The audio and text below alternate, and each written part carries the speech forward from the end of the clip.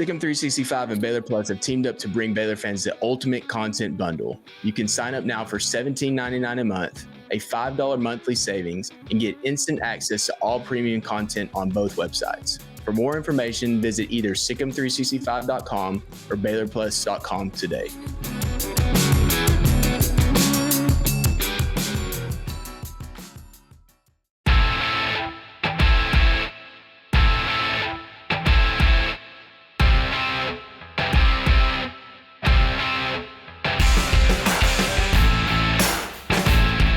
What up? Welcome on in to Inside Baylor Sports, the official daily podcast of Baylor Athletics. On today's show, we're taking a look around Baylor Athletics. It's crossover season, so a lot of sports to look at. It's Wednesday, November 6th, 2024. Justin Hoff with you as I'm in for Colt today. And we're joined by the Baylor Bear insider, Jerry Hill, for our weekly Wednesday check-in.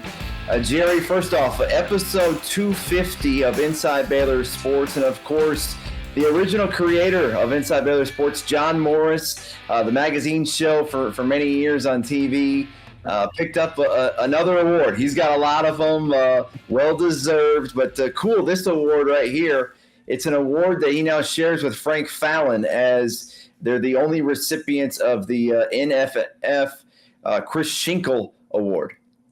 Yeah, amazing award, and like you said, Baylor's the only school to have two ever win that award. So that's very cool. And John, being in the same company with Frank Fallon, that's pretty good company to keep. And certainly, like you said, John deserves anything that comes his way, and he's going to remain humble about it. But yeah, he definitely deserves this, and I'm excited for him.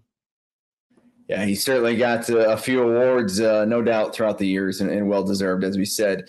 Okay, so let's take a look at what's going on right now. Before we jump into football, got to talk about the 13-14 team coming back this past weekend, the back-to-back champs. I got to spend some time with some of the guys. Bryce Petty and Eddie Lackey actually were able to take them on a tour of the Fudge on Sunday. Man, were those guys impressed. But what'd you think about these guys coming back? And pretty fitting the way that game ended against one of their rivals, TCU, 10 years ago.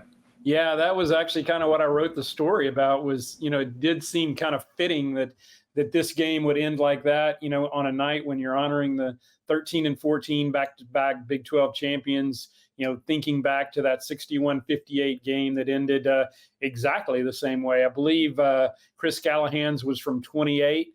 Isaiah Hankins was from 33, but very similar endings. Obviously, Baylor didn't have to come from, 21 points down to win this one, but man, it was exciting though, Justin, like you said, to have those guys back and see them. Some guys you hadn't seen in 9 or 10 years. So I thought it was great to have them back. Great to honor them on the field. We had the lunch with a legend with them on Friday, and it was really cool to hear from 4 of those guys. Kind of in a panel thing that J-Mo led, and just a fun weekend, Justin. No doubt about it. And, of course, also a Wall of Honor team for the Hall of Fame this year. So that was impressive for them. And many of the guys, Corey Coleman was also at the Fudge, got to see his legend wall. There's a few of those guys. And if you're following here in the next couple of months, you're going to see some more footage and photos of what exactly that Fudge looks like. Remember, the Fudge, the football team, they moved in there about a week before the start of the season. So think about I know this much, when I was single, bachelor pad, right? Nothing up on the walls. And so it's a little bit like that, but after the season, they'll be able to dress it up more, and that place is spectacular. So, yeah, great to see the guys come back. And Bryson Washington, when you talk about this game, you have to start with him. And I'll have to say this, Jerry, I haven't said this because it's been a hot minute since I've been on a pod, but Shock Linwood, Bryson Washington, there's a lot of reminders there. There's similarities, and that's a good person to be similarities with, because Shock Linwood is the all-time leading rusher in Baylor history. And I think I saw him down on the field too, if I remember right. So, yeah, I mean, that is a great comparison. And they're even both from smaller schools, so kind of similar backgrounds as well. And, man, Bryson, what a season he's having, particularly these last 3 games. He's rushed for almost 400 yards in those games, and I think the count is maybe 6 touchdowns now. So amazing that he's had this stretch. The offensive line, you got to give them credit too, because they've also kept Sawyer Robertson pretty clean. But Bryson, man, what a great game he had. With those long touchdown runs and getting it done when he had to, even down to that last play. And he kind of joked about it. He, when he was running, he was like, I was just hoping they would let me get down because, time was going to run out. But he got him another 13 yards, Justin. And I think in that point, every yard helps. Isaiah Hankins had missed an extra point earlier in the game, but I think those extra 13 yards could have made the difference in that game because, otherwise, instead of a 33-yarder, you're looking at a 46, 47-yarder. So I think that was a huge play, to get that done right before the field goal. And don't look now, three-game winning streak for the Baylor Bears, turning it around this season, 5-4 over the 500 mark, 3-3 in conference play. And next up is West Virginia, but you get the bye week first. And really excited about that, Jerry, because last time Baylor was on the bye week, they came out of that and looked impressive. Probably played their best game of the season against Texas Tech, put up 59 points. You think about this team right now, 3 straight games, rushing 250 yards or more, 855 yards rushing in the last 3 games. Wow. And, really just clipping off things, right? You beat Tech, you beat Oklahoma State, you beat TCU. Grayson talks about recruiting wars and stuff like that these are some of the rivals, right? Yeah. Well, you're checking those things off. And there's another checklist out there, and that's beating West Virginia in Morgantown, 0-6 all time. I got a great feeling here. I know about Morgantown, but Milan Puskar Stadium, the Bears, the way they're playing and coming off a bye week, they can do it. This can be the year they finally win a game in Morgantown.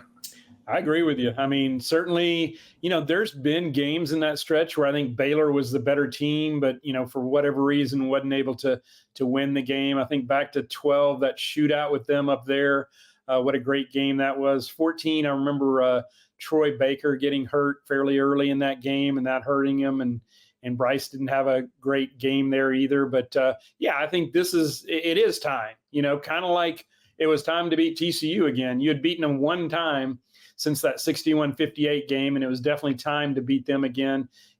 Like you said, back to Tech, it was time to win a conference game.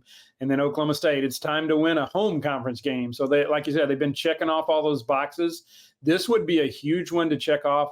And not only that, you would get bowl eligible, with, 3 games still left. So I think that would be really big, Justin, is getting that 6th win. Yeah, and you do that where Vegas had the odds for Baylor at the start of the season, 5.5 wins. That was the projection that many had. So you get to 6 wins, double up the win total from last year. So it's got to be fun to watch. But certainly this could be the year that they take down the West Virginia Mountaineers. And, of course, that game, as Grayson and Colt said yesterday, during the day, which matters, right? You do not want to play at night in Morgantown. All right, let's move on to men's basketball. So men's basketball started their season against Gonzaga. Gonzaga, man, they were looking good. This game we knew was a tall order because, one, you're going on the road. You're playing at 10:30 Central Time. And a top 10 matchup, and Gonzaga had their way with Baylor. A big win for them. But I'll say this much, Jerry. Hey, it's one game. If you're going to have this game, you want to have it at the start of the season. This team, many have talked about it, are going to take their lumps early because of, just so many new players and new pieces. And at the end of the year, that matters a lot more in March. So you learn from this and you move on. And I think that, hey, we've got a great opportunity to move on and play an old Southwest Conference team against Arkansas coming up on Saturday. Yeah, and you hate to make excuses. People will say you're making excuses, but I mean, I think these are legitimate things that, Baylor had 1 returning starter. Gonzaga had, 7 of its top 8 of its top 9 back. I mean, that's a very experienced, very veteran team. And then they brought in a couple of transfers as well. So they've played, a lot of those guys have played together, now. So they were definitely at an advantage and certainly playing at home. Baylor had that little run in the second half to get it to a 13-point game. And you thought, man, if they could just get over the hump, but they just couldn't. And like you said, I think Gonzaga, right now, I think you could make the argument that, they were the best team, one of the best teams in the nation, certainly, but they might've been the best team in the nation on that night. So I think Baylor will get better. Once they've played together some, they had so many newcomers, so many new faces, even on the coaching staff, new faces there as well. So, I think it was going to take a little bit of time. And man, like you said, you got to turn right around and play Arkansas on Saturday at American Airlines Center. Another great showcase matchup. And, this is what this team needs. They need a kind of a gauge of where they are and know that, if they can stack up against these teams, and hopefully they can do that against Arkansas on Saturday, they can match up with anybody in the country. Yeah, it's a big-time game right there. Old Southwest Conference rivals. Love seeing Arkansas on the schedule. Just good to see Baylor versus Arkansas and some of those games. So Coach Drew versus Coach Cal. That's coming up 6:30, as Jerry said, at the AAC up in Dallas. As for women's basketball, they get their season underway tomorrow night at the Foster Pavilion, 7 o'clock against Incarnate Word. And Jerry, this team, a top 15 in the nation right now, but man, they return a lot of players, right? A little bit different than the men because they have a lot of returning production in terms of starters. Obviously, you have Aaronette Vonleh, an incoming transfer who will be the starting center, but a lot of the pieces around Nikki Collins' team are similar to what they had last year. Yeah, particularly when you look at the perimeter with Sarah Andrews and Jada Walker out there, then it kind of the wings or forwards. You got Bugs and Bella. So, like you said, a lot of familiar faces there. And then you got Yaya Felder coming off the bench. So, there's a lot of familiar pieces there, a lot of, carryover from last year. And then you add a player like Vonleh that I think is going to be a huge difference with this team, Justin, once this team gets going, because she kind of gives you that inside presence that you really didn't have last year with the smaller posts. She's going to be one that can match up with your bigger post players. So I'm excited to see what they do. Obviously they had the exhibition game, but that'll be for real tomorrow night. It'll be a lot of fun. Yeah, and in the Big 12 Conference, we've seen throughout the years that post players are critical, and there's a lot of them. When you think about Aoka Lee, who's still at Kansas State seemingly in her 7th or 8th year. It's not quite that long, but she's been there for a hot minute. And you think about some of the best Baylor teams. You think about Kalani Brown, Lauren Cox, of course, Brittany Griner going back some, more recently Queen Egbo, and now here you got Aaronette Vonleh, and help is on the way as well as they picked up a transfer for the second half of the season, a mid-year transfer. You don't see these as much now, Jerry, but Aaliyah Matharu coming from Florida. She originally started at Mississippi State, went to Texas with Vic Schaefer.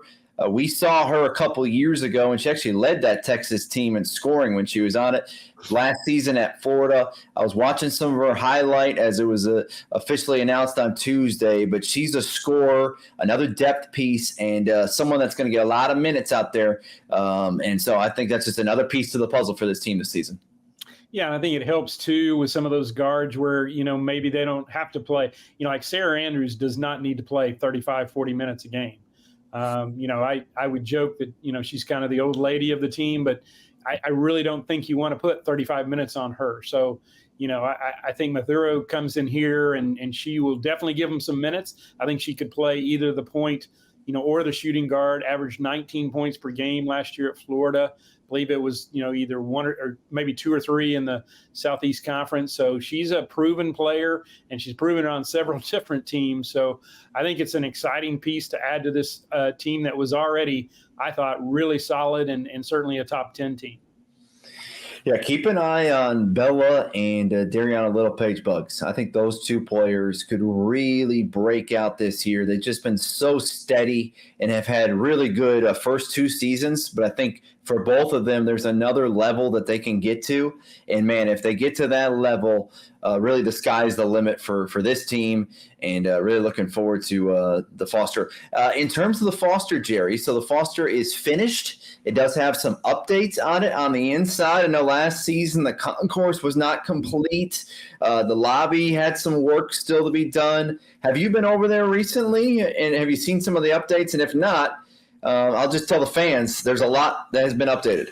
Yeah, we did I guess it was a media tour a couple of weeks ago before any of the games. And man, I was seriously blown away. Like, I could not believe just the detail and how much they have everything they need over there, and just all the comforts, great practice gyms, great training facility, all of that. I was literally blown away by it, because and then even you go to the coaches' offices and that whole thing, at the recruiting tables where you're going to close the deal.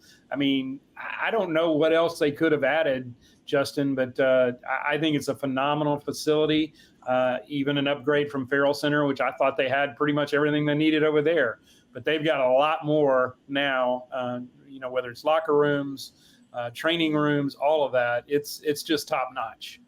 And for the fans, there's a few different graphics, backlit graphics, a bear head, Baylor basketball, some different things on the concourse that you can take photos in front of. Of course, you have the Final Four courts. And then on the other side of them is the Hall of Champions, where you can actually see the trophies, right? And you can also see kind of the path to how the Baylor men's and women's basketball teams got to their national championships. Of course, you add them all up, it's 4 national championships. So that's on the north side of the stadium, south side being the lobby. You enter there. And so I think people are going to see different things there. And also by the Hall of Champions, you can actually see into the men's basketball practice facility. I mean, there's not many facilities, for conferences where you can actually see into where the team works. Yeah, that was pretty cool the other night when I went to the women's the other afternoon when I went to the women's exhibition game, and I did notice that there were quite a few. Of course, they're not in there even practicing or anything, but they were looking over that court, the practice courts and stuff. And I mean, it's a great view, but man, that is a cool, just kind of added element to this facility that, fans can look in on the practice facility and kind of see what they've got. So yeah, that's a lot of fun, Justin.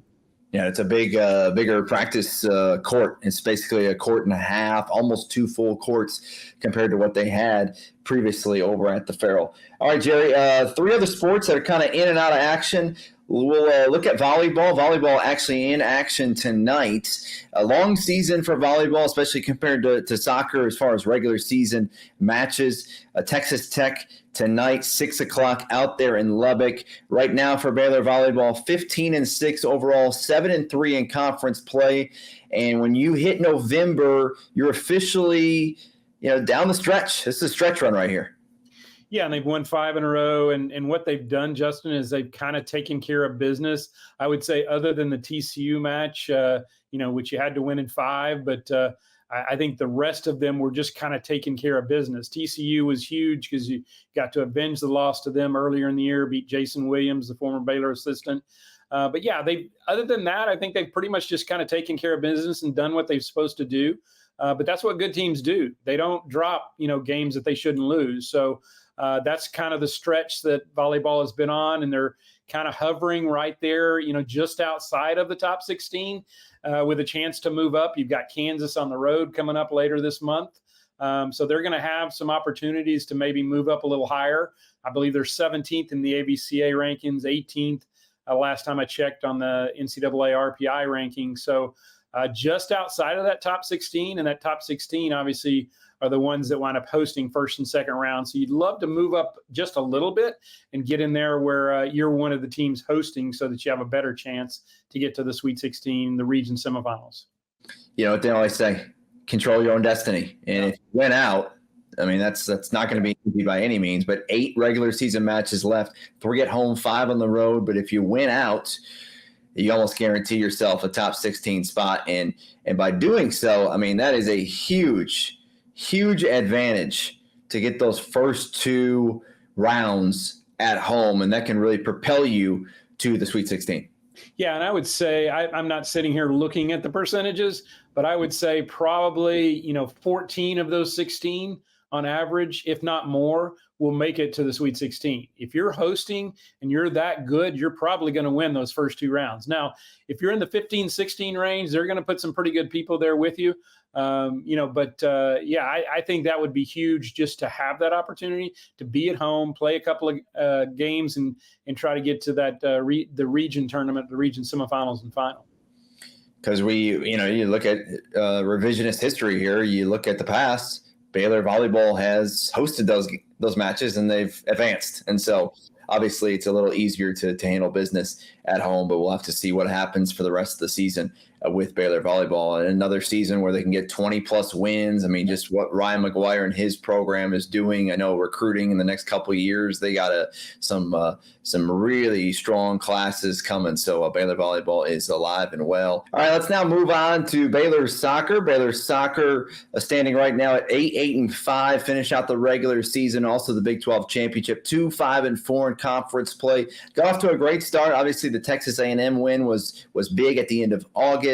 Had a nice win over SMU. Bit up and down in conference play. A lot of ties, opportunities that just couldn't get the victories on some of those. Did fight hard late in the season. Got the win over Arizona in the Big 12 championship up in Kansas City. And, man, that stadium was impressive. But ultimately fell 2-1 to Texas Tech this past Saturday. So right now, Jerry's sitting 8-5. The NCAA selection has not come out just yet, but where are they sitting right now in the RPI? Yeah, I mean, they're 61st in the RPI, not likely to get that call, but they are practicing this week just in case, because you never know. I mean, they can, look at other things. I mean, like you talked about, some of those early wins, even getting into the Big 12 tournament like that, they didn't have to back in. They tied Iowa State with a late goal to secure that 10th spot, and then getting a win in the Big 12 tournament, playing Tech tough. They lost to Tech by 1 goal both times, and that's a top 20 Texas Tech team. So, maybe the committee looks at things like that, close games. And, there were maybe only a couple of times where they, just weren't in a game. But for the most part, they were in, just about every game. So, maybe the committee looks at that. But I do think that they took another step this year, because last year made the Big 12 tournament. This year, it was their first win in the Big 12 tournament since 2018. That was the, back end of the back-to-back Elite Eight teams.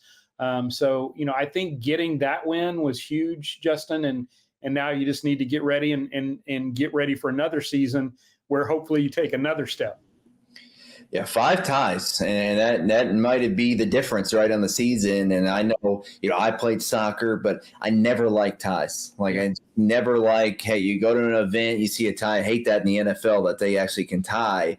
You want to see a winner or a loser, right? And it's just one of those situations that it's a different game now, where there's even more ties probably than ever before, because you don't go to overtime periods anymore. And so, that can be a difference. I mean, in your season, depending on how many ties you get. Can you finish the game in 90 minutes?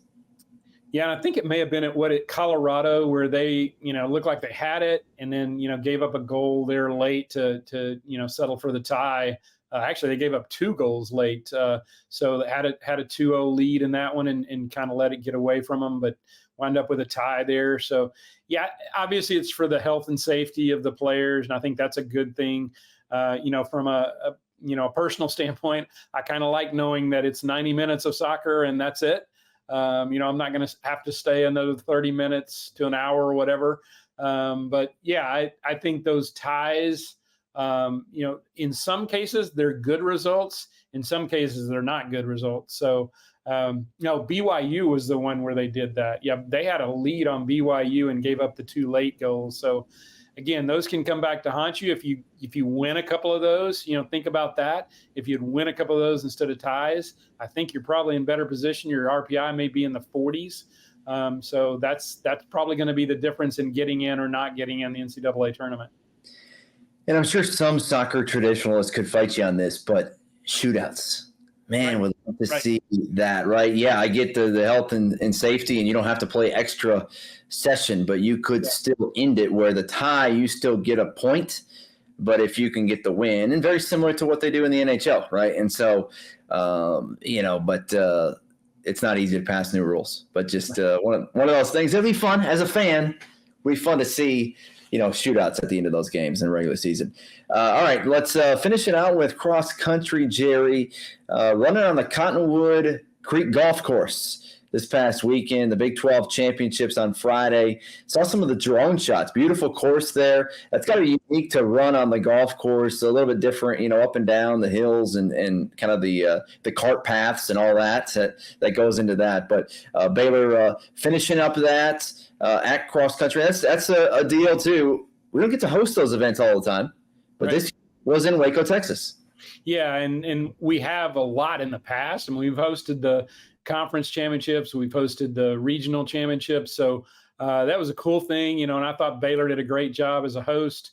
I was excited to see so many of the freshmen and newcomers that did really well in that meet. Ruth Camelli is the one I'm thinking about in particular. She was just outside of the top 25. And when you think about how good this league is, that may not seem like a lot, but when you're finishing 26th in this league and there's 4 or 5 teams in the top 15 or so, you're doing something. So, and she's got a bright future ahead of her, so it'll be fun to see what this team does next year. As for the Baylor equestrian team, Jerry, a big win. Number 6 Fresno State got the win there, and great to see a top 10 victory for this team. Yeah, absolutely. And I think that, we haven't seen the rankings yet, but I'm pretty sure they'll be in the top 10, beating a number 6 team, here at home. And that's got to help, Justin. I mean, you've come close, against TCU, against Oklahoma State, but you really kind of needed to get over the hump and get a win. And, in fairly, I would say, fairly dominant fashion. So great win for them. And hopefully I believe they're facing SMU this Saturday up in Dallas. So it'd be great to get another win like that, because I believe SMU was number 5 coming into this week. So it'd be great to get another top 10 win. All right, that'll do it for today's edition of Inside Baylor Sports, a Sport and Story production. Thanks for listening. For Jerry Hill, I'm Justin Hoff. Have a great Wednesday, and stick 'em Bears.